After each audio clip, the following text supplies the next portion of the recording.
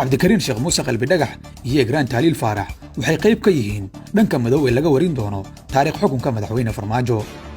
labada sargaal oo mid uu ka tirsanaa jabhadda UNLF midna ay ka tirsanayd hay'adda nabad sugidda iyo sirdoonka qaranka Soomaaliya waxay kiisaskoodu qalqalgeliyeen nidaamka dawladeed ee Soomaaliya.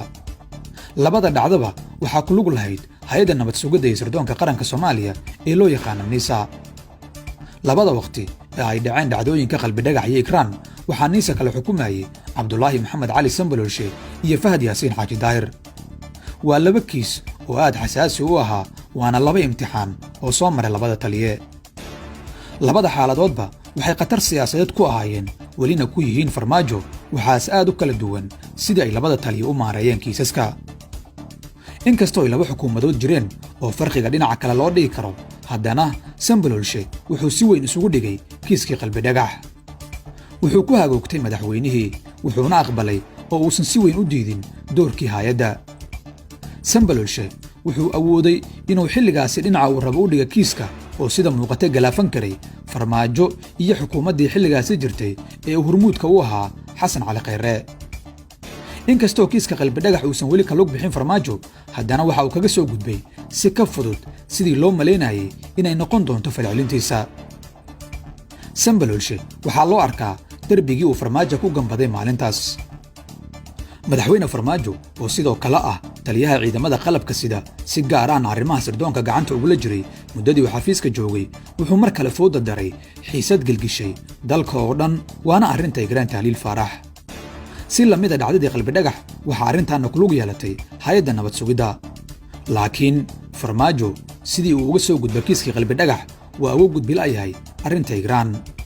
farqiga waxaa lagu sheegay labada taliye ee Fahad iyo Sambalolshe. wuxuu Fahad Yaasiin kiiskii ku soo fasaxay farmaajo wuxuuna ku guuldaraystay inuu madaxweynaha ka leexiyo arrinta.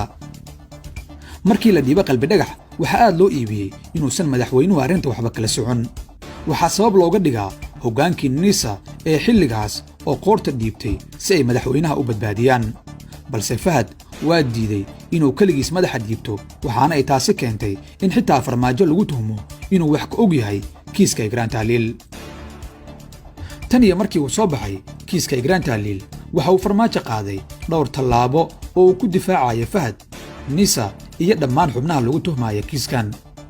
waxaa laga dhex akhristay inuu Fahad galay dhabarka madaxweynaha meeshii uu Sambalolshe ahaa midkii dhabarkiisa lagu jiray. tallaabooyin dheeri ah oo dhanka farmaajo ka yimaada oo arrintan lagu tirtirayo ayaa la aaminsan yahay inay sii adkayn karto xaaladda. Fahad waxaa muuqata inuu aqbalay inay isaga iyo farmaajo wada qaataan dhibaatada kiiskan taas oo ka dhigan inuu si weyn ugu dhacay imtixaanka maareynta kiiskii ugu weynaa ee uu wajahay intii uu madaxda ka ahaa hay'adda sirdoonka iyo nabad sugidda qaranka. sida Fahad Yaasiin iyo Sambalolshe u dhigeen labada xaaladood waa farqi weyn oo sharaxaya micnaha iyo muhiimadda qofka loo dhiibayo hoggaanka hay'adda sirdoonka iyo awoodda uu leeyahay maareynta xaaladaha adag.